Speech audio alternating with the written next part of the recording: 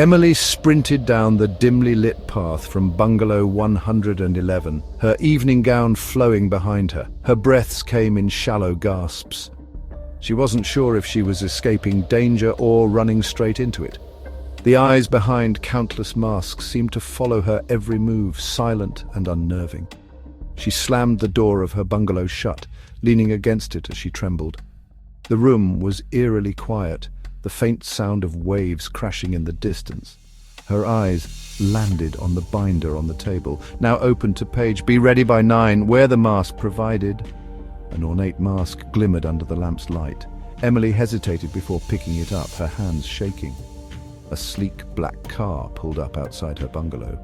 Emily stepped inside, gripping the mask tightly as the car wound through shadowy jungle paths to an extravagant villa, its windows glowing ominously. Inside, the ballroom was opulent, yet felt foreboding. Guests in elaborate masks sipped champagne, their laughter echoing. As Emily stepped in, the haunting melody transitioned into a ghostly waltz. Her steps faltered when she saw him, the man from Bungalow 111. That morning, she'd found his lifeless body on the floor. Now he mingled with other guests as though nothing had happened.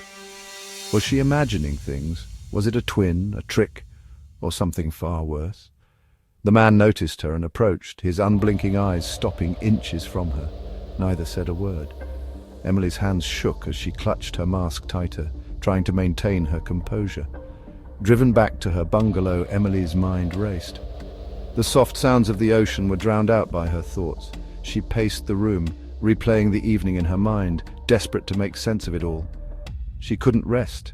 The pieces didn't fit, and the night felt far from over. Emily found herself back on the dark, moonlit paths, approaching Bungalow 111. When she opened the door, the room was pristine, unrecognizable from the crime scene she had seen earlier. There was no sign of the man, no blood, no evidence of the horror she had witnessed. Had it all been in her head? Or was someone orchestrating something she couldn't understand? Disoriented, Emily stumbled back to her bungalow. She poured herself a glass of wine, her hands trembling. As she drank, her vision blurred, and the haunting melody returned, now layered with distorted whispers. The camera spun as Emily collapsed onto the bed. Moments later, shadowy figures burst into the room, their hands grabbing her arms as her consciousness faded.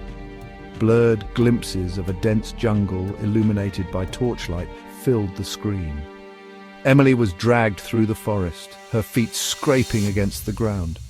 The haunting melody swelled as the screen faded to black, leaving only the flickering sound of flames and distant chanting. Who can you trust when the masks never come off? A single haunting note lingered, followed by a whisper, "The game has just begun."